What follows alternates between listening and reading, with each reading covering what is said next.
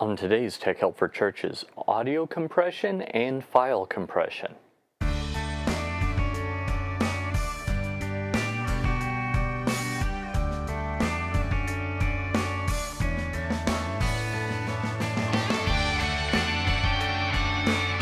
Hi, and welcome again to another episode of Tech Help for Churches. This is the show where every week I help you with new media, social media, well, just the internet for your church. My name is Paul Allen Clifford.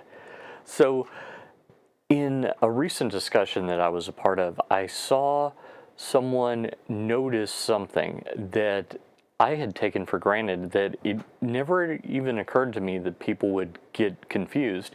And so I thought that it would be worth us talking about it. And that's compression. Now, if I say, right now I'm using a compressor to make sure that the audio isn't too loud, it isn't too soft, and later I'm going to compress the file, you might be confused as to what I'm talking about in each case. So they're totally different things, and let's talk about either. So first we have audio compression. That's where you use a device called a compressor, and the compressor compresses the distance between the loud sounds and the quiet sounds. So if you've got something that's, let's say, pretty loud and something that's pretty quiet, but above a certain threshold, it brings those two closer together. So the reason this matters so much is for reasons of physics. When you record audio, if you record quiet audio and then you record loud audio, the listener will be very tempted to adjust their volume, turning up the quiet audio and turning down the loud audio. So it can get really annoying. This might have happened to you before, where you've been watching something that wasn't very well compressed from an audio standpoint, and all of a sudden there would be a big explosion and it would just be too loud and you'd turn down the TV. And then there would be dialogue and it would just be too quiet and you'd turn up the TV. That is a problem of compression, that they didn't do a good enough job in managing the dynamics. Now, in classical music, as opposed to rock and roll or rap for that matter, there are on purpose large gaps in audio dynamics. So you'll have an actually quiet spot followed by an actually very, very loud spot, and that's done on purpose. By contrast, if you take a look at the waveform of a modern song, you'll notice that it's really stuffed, it's really jam-packed, and you can't really tell a lot of difference between the quiet parts and the loud parts. There might be a little difference, maybe 3 dB, maybe 6 dB on the outside, but it's not going to be just as remarkable as it is with much older music that was created to be experienced live, as opposed to modern music which was created to be experienced in a recorded form. So that is audio compression, compressing the distance from the loud sounds down to the quiet sounds. Audio compression. File compression takes a large file and makes it smaller. Now, there are various ways to do this, but let's just stick with the audio example. With an audio CD, we have what's called uncompressed audio. So it is a signal that is very faithful to the original, although if you talk to people that love vinyl, there's some discussion about that. But just for the sake of this discussion, let's say that an audio CD is very faithful to the original. The problem is that an audio CD holds about 700 megabytes, and that is 10 to 15 songs, generally speaking.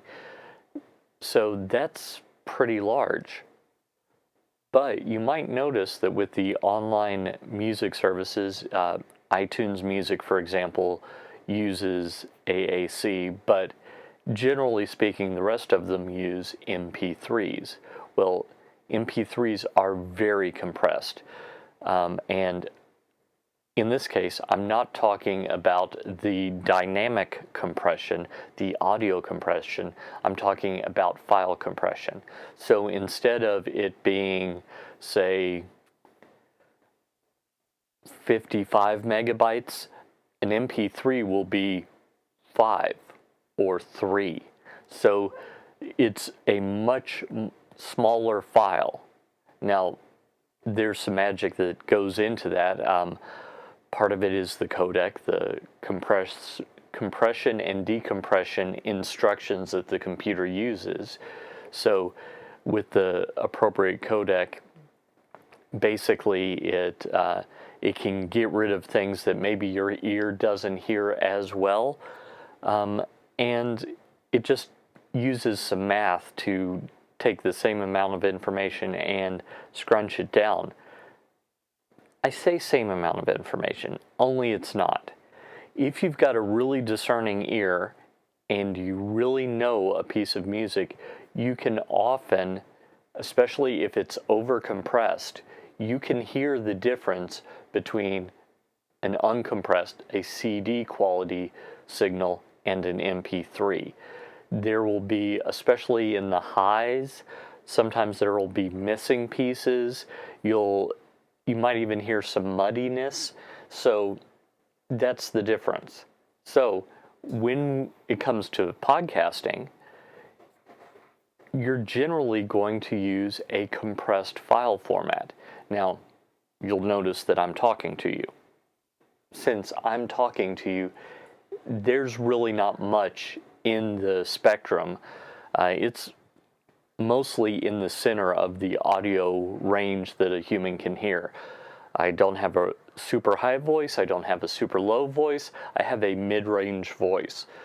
My college roommate had a bass to low voice, and still with an MP3 it would cut off basically the top and still leave the mid-range and most of the lows, but cut off some of the lows as well. So generally speaking, when it comes to spoken word, you're not going to notice so much difference. But when you're talking about music, where you can have stuff that's towards the high end of what the human ear can hear, or stuff that's towards the low end of the range that a human ear can hear, then there will be things that get lost. So MP3 compression is called a lossy compression. What that means is information gets lost. It's, if you're a photographer, it's the difference between a RAW file, which has all the information from the sensor that the digital camera takes, and a JPEG, which makes a good guess at what you wanted.